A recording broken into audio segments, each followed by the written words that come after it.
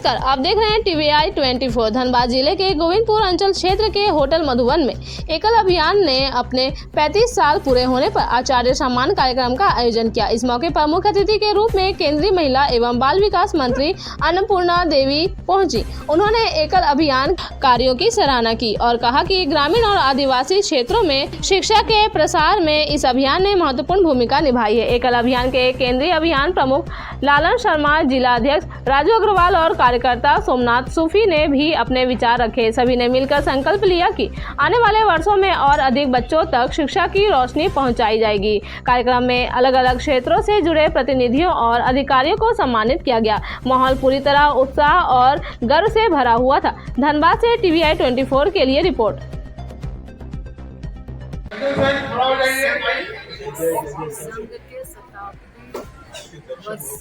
संकोच से अभियान के माध्यम से आचार्य सम्मान समारोह का कार्यक्रम रखा गया।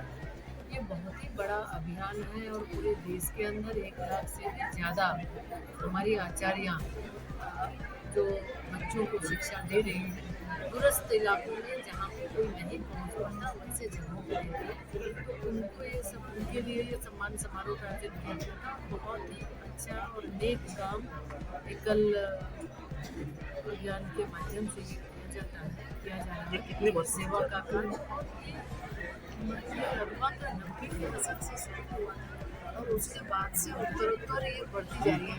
30 विद्यालय से शुरू करके आज 1 लाख से ज़्यादा विद्यालय और करोड़ों की संख्या में बच्चे वहाँ पे शिक्षा पा रहे हैं और जिसे हम क्वालिटी एजुकेशन बोलते हैं, यानी बच्चों को व्यवहारिक शिक्षा, बच्चों को एक देश का एक अच्छा इंसान बनाने का ये कल के पहले के द्वारा किया जाता है। तो हम बहुत शुभकामना देते हैं इसी तरह से आप भारत माता की को आगे बढ़ाने के लिए, भारत का विश्व का भारत को और आगे बढ़ाने के लिए आप इसी तरह से अभियान और देश सेवा करते रहें। हमारी एक वाला धनबाद चैप्टर अध्यक्ष, एकल विद्यालय धनबाद चैप्टर का अध्यक्ष हूँ। वनबंधु परिसर पेशे से व्यवसायी हूँ एवं धनसार में हमारा कारखाना है। एकल विद्यालय से बचपन से जुड़ा हुआ हूँ। मैं मदन लाल अग्रवाला परिवार से हूँ, मैं उनका भतीजा हूँ और बहुत दिनों से एकल के बारे में जानता हूँ। खास करके धनबाद एकल विद्यालय के लिए और क्या आप लोगों का रणनीति है? एकल विद्यालय अभी हम लोग धनबाद चैप्टर 1200 स्कूल का मॉनिटरिंग करता है।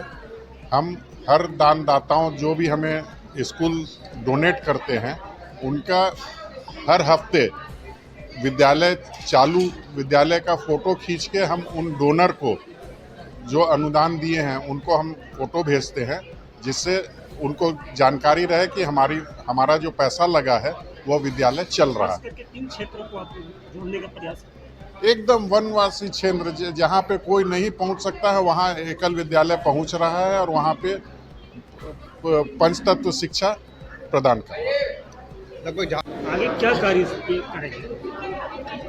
एकल अभियान का प्रादुर्भाव इसी धनबाद के रतनपुर टुंडी से 1989 से हुआ है और आज 35 वर्ष की अपने यात्रा में 1,25,000 गाँव तक विद्यालय के साथ साथ अपने पंचमुखी शिक्षा योजना के विभिन्न प्रकल्पों के माध्यम से गांव की सेवा कर रहा है।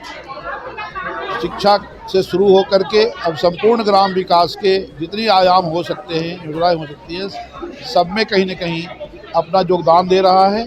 स्वास्थ्य के क्षेत्र में, ग्राम विकास के क्षेत्र में, विज्ञान के क्षेत्र में, सेवा और संस्कृति के क्षेत्र में और फिर गुड गवर्नेंस जिसको हम कह सकते हैं, सरकार के साथ तालमेल बनाना, अच्छे मैंडेट तैयार करना, अधिक से अधिक अच्छे नागरिक बने और भारत की जो वोटिंग प्रतिशत है गांव में पहले कम होता था, महिलाओं की वोटिंग कम होती थी, वो वोटिंग प्रतिशत बढ़ सके, इस पर हमारा गुड गवर्नेंस का काम है।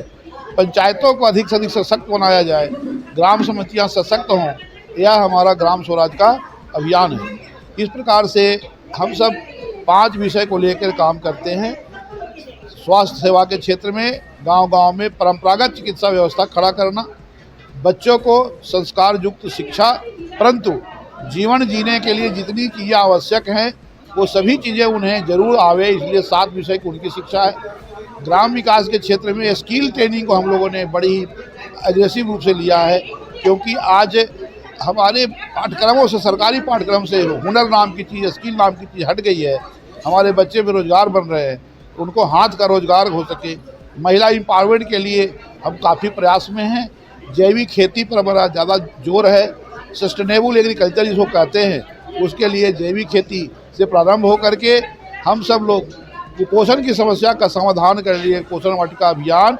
और आज जो युग है कंप्यूटर युग है, तो डिजिटल लिटरेसी के नाम पर कंप्यूटर ऑन व्हील ऐसा 50 ऐसे बसें हैं। संस्कार शिक्षा के ऐसे 102 रथ हैं। और कथाकार योजना के माध्यम से गांव के ही ऐसे समाज जो कल अछूत माने जाते थे, ऐसे समाज को हम व्यास कथाकार के पीठ पर बैठा करके उनको प्रशिक्षण देके गांव-गांव में आज भारतीय संस्कृति को स्थापित करने का काम कर रहे हैं। कह सकते हैं कि हमारा कार्य अभी बहुत बाकी है, परंतु 1.25 लाख गाँव तक पहुँचे हैं। और ऐसे छोटे छोटे 4 लाख गांव हैं, हम 4 लाख गांव तक पहुंचने का प्रयास कर रहे हैं। यही अभी कह सकते हैं, जैसे जैसे काम बढ़ेगा वैसे वैसे आगे का रणनीति तय होगा। धन्यवाद, नमस्कार। पहले तो मैं आप लोगों का आपके माध्यम से ये बताना चाहता हूँ कि वन बंधु परिषद जो है वो एकदम सुदूर गांव में उन बच्चों को पढ़ा रहा है जहाँ तक आज तक प्रशासन पहुँचा भी नहीं है। उनको संस्कार की भी शिक्षा दे रहा है। सब चीज़ आपको हमारे अध्यक्ष जी ने या हम लोगों ने बताया, या पहले भी आप लोगों ने हमारे श्रोताओं से सुना।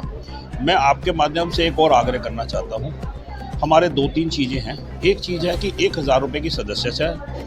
दूसरा है कि हम एक विद्यालय चलाते हैं। आप जितना भी अनुदान देना चाहें, वैसे पूरे साल में एक विद्यालय के लिए हम 30,000 अनुदान लेते हैं। अगर वो कोई देना चाहे तो ठीक है, अगर वो कम देना चाहे, आधे विद्यालय वगैरह या कुछ बच्चों का अनुदान देना चाहे, आपके माध्यम से मैं ये कह रहा हूँ कि जो जितने हाथ हमारे साथ आएंगे, जितने लोग आएंगे जो यहाँ पे आके सेवा नहीं कर सकते, अगर वो हमें इस अनुदान को देते हैं तो वो सेवा हमसे ज़्यादा है। हम जरूर समय दे रहे हैं, हम भी विद्यालय कंट्रीब्यूट कर रहे हैं, परंतु मैं उन लोगों से कहता हूं कि जो व्यवसाय में बिजी हैं, जो सक्षम है, अगर और कुछ ना करें तो अपने हर परिवार के सदस्य या पूरा एक परिवार कम से कम एक सदस्य शुल्क तो दे 1000 रुपये सालाना।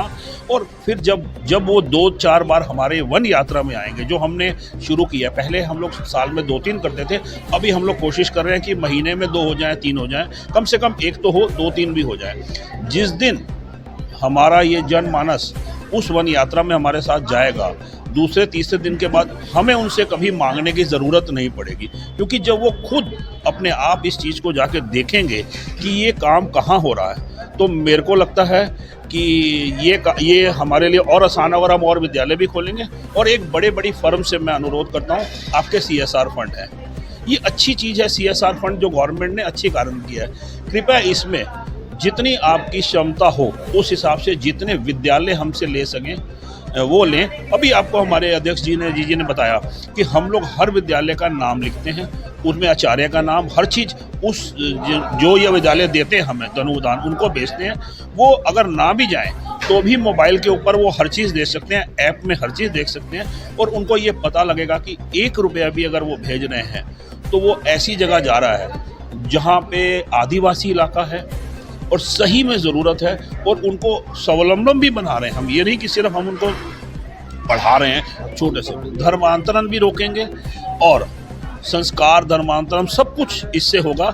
और सही बताएं तो यही एक हमारे देश की प्रगति होगी। अगर देश की अगर प्रगति होती है तो हम जान रहे हैं हम जो है विश्व की भी तरक्की के लिए सब एक ही साथ चलते हैं, तो ये भी होगी। तो मैं सबसे एक बार अनुरोध करता हूँ कि सभी जुड़े, और आपको अगर कुछ भी हो तो हम लोग हैं, ये वेबसाइट में भी हैं, आप हमसे जुड़ें। और बड़े तरीके हैं माध्यम के, पेटीएम से दे सकते हैं हमें सकते हैं, और बाकायदा इसकी ट्रैकिंग आप कर सकते हैं। मैं एकल अभियान को बढ़ाने के लिए, क्योंकि कोई भी चीज़ है, हम लोग 10 आदमी मिलकर अपना समय भी दे रहे हैं, जितना भी हो, तन मन धन तीनों से हम दे रहे हैं। हम लोग सब विद्यालय स्पॉन्सर किए हुए हैं, लेकिन इसके अलावा हमें और हाथ और दिल की ज़रूरत है। आप एक बार दिल से जुड़े, बाकी हाथ अपने आप आ जाएंगे। मैं सोमनाथ परूथी, अब इस समय कार्यकारी अध्यक्ष हूँ, वो वन बंधु परिषद धनबाद चैप्टर का।